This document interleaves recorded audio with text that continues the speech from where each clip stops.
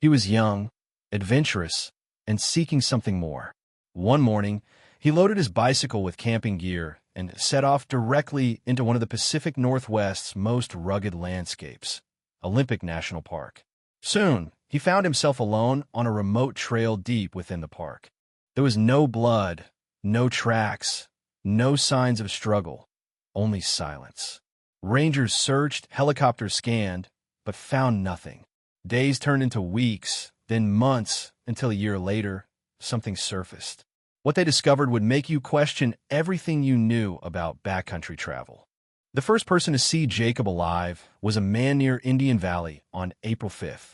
Then, a woman spotted someone pulling a red trailer up Fairholm Hill at 1 a.m. But it was the third sighting that haunted investigators for years. A woman driving on the Solduk Hot Springs Road saw Jacob struggling uphill with his heavy load just 2 miles from Highway 101. Hours later, descending the mountain, she noticed something that made her stop and take a picture. There, 6.3 miles up the river road, sat Jacob's bicycle and trailer. The location where they were abandoned made no sense. It was an unsuitable spot for a camp or even to hide a bike. The gear lay in plain sight, just 10 yards from the road and 20 feet from the turbulent Solduk River. A plastic tarp was spread on the ground, surrounded by camping gear, as if someone were organizing their belongings. But here's a detail that still sends shivers down the spine. 4 arrows were stuck in the ground in a perfect east-to-west line next to the tarp. Why would Jacob need to stick arrows in the ground? Was it a message, a marker for someone who might come looking, or something far more sinister? Rangers discovered the scene the next morning, April 6th. The bicycle was in working order with inflated tires, showing no signs of crash. Most of Jacob's gear remained untouched. It appeared he had simply walked away from his belongings and vanished into the wilderness. Ranger John Bowie called for assistance. He speculated the cyclist might have gone to the river for water and slipped. The Solduk River is cold and swift, fed by snowmelt from the Olympic Mountains. In water below 40 degrees Fahrenheit 4 degrees Celsius, a person would have minutes, not hours, to survive.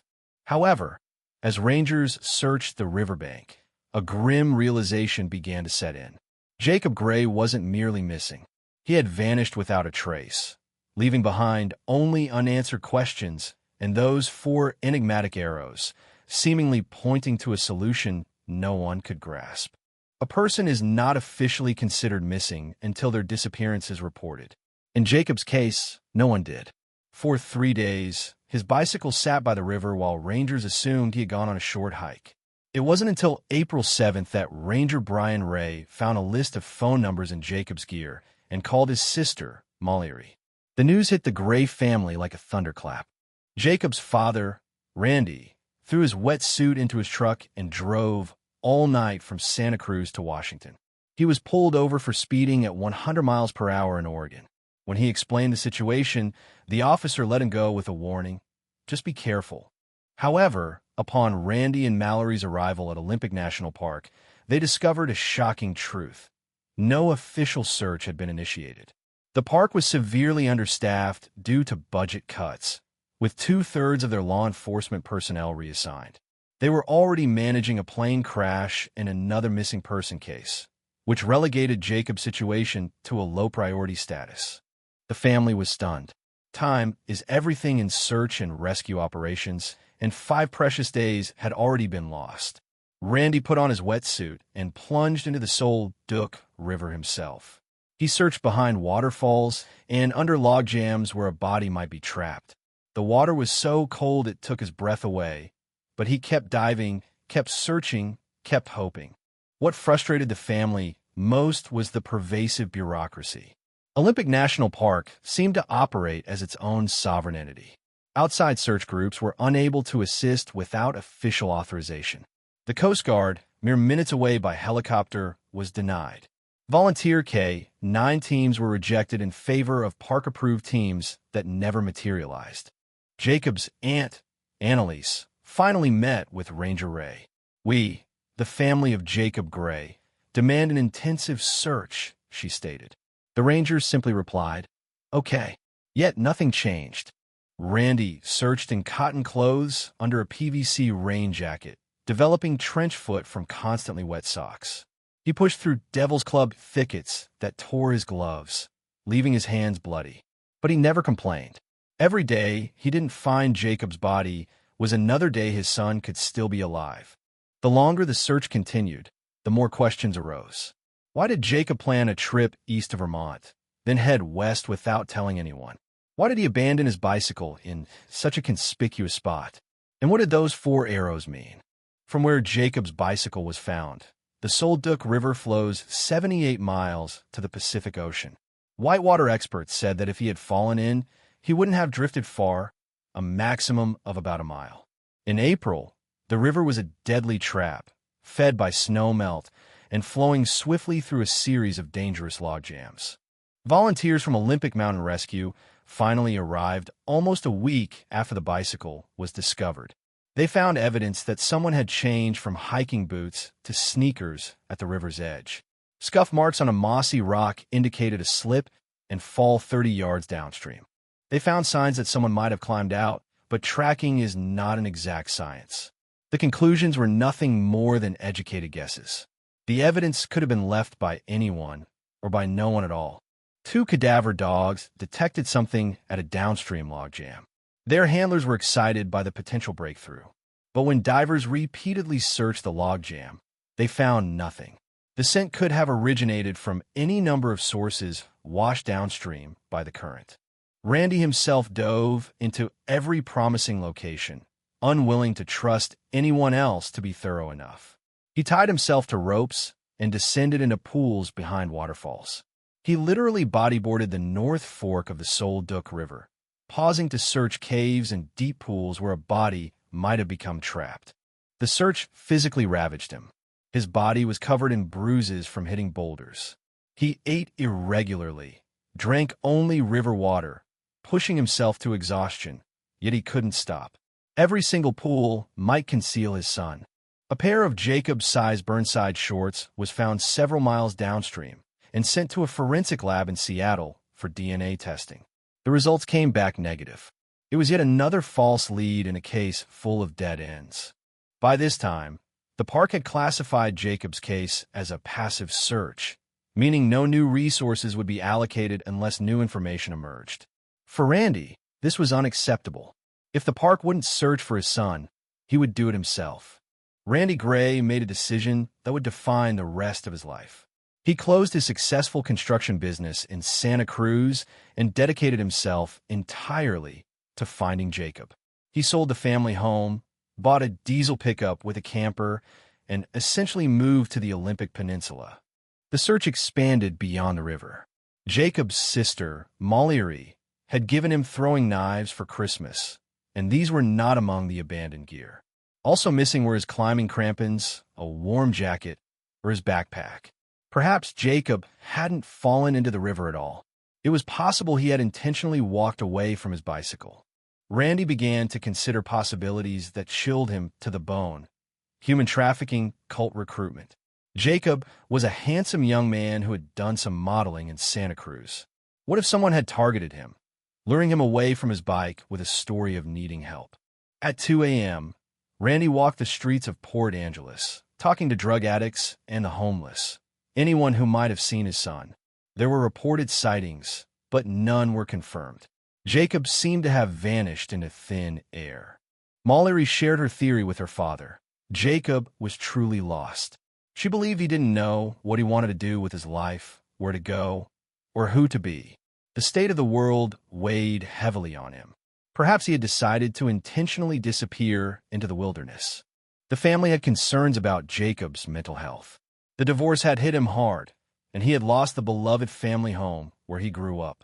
Randy Gray, a father whose soul was torn apart, continued his relentless search.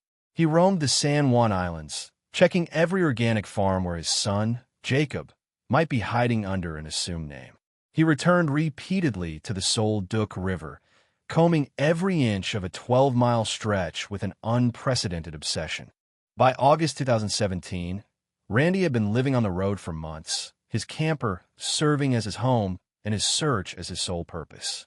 What for many would be a dream of freedom had become a nightmare for him. He had lost his son, and nothing else mattered. That August night, with a full moon glowing red through British Columbia wildfire smoke, Randy found himself at a barn, a Bigfoot researcher's sanctuary that had opened its doors to aid the search. Amidst gun cases and plaster casts of giant footprints, Derek Randalls and his Olympic Mountain Response Team traversed 730 meters of unmapped territory, searching for Jacob.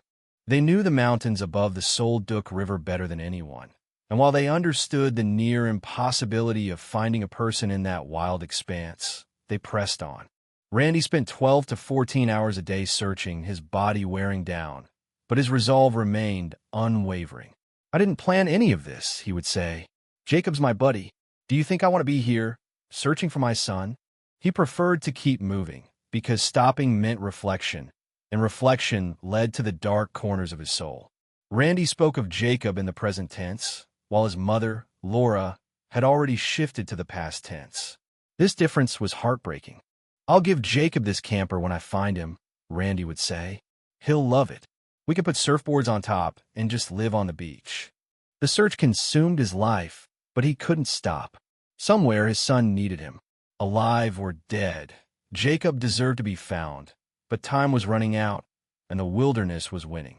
On Friday, August 10th, a team of biologists studying marmots in the high country made a discovery that finally answered some questions, yet generated many more. Not far from a ridge above Lake Hull, at an elevation of 5,300 feet, 1,615 meters, and at least 15 miles from where Jacob had left his bicycle, they discovered human remains. The location was striking in its remoteness. Jacob's body was not found near any trail. In April 2017, the area would have been covered in snow and prone to avalanches. How could he have traveled so far from his abandoned bicycle? Why did he ascend into the mountains instead of descending the river to safety? Ranger Ray advised Randy not to go into the mountains, to let the professionals do their work. But Randy ignored the warning. "What would you do?" he asked. "When does a father stop being a father?" Climbing the mountain alone, Randy passed the rangers who were carrying Jacob's remains down.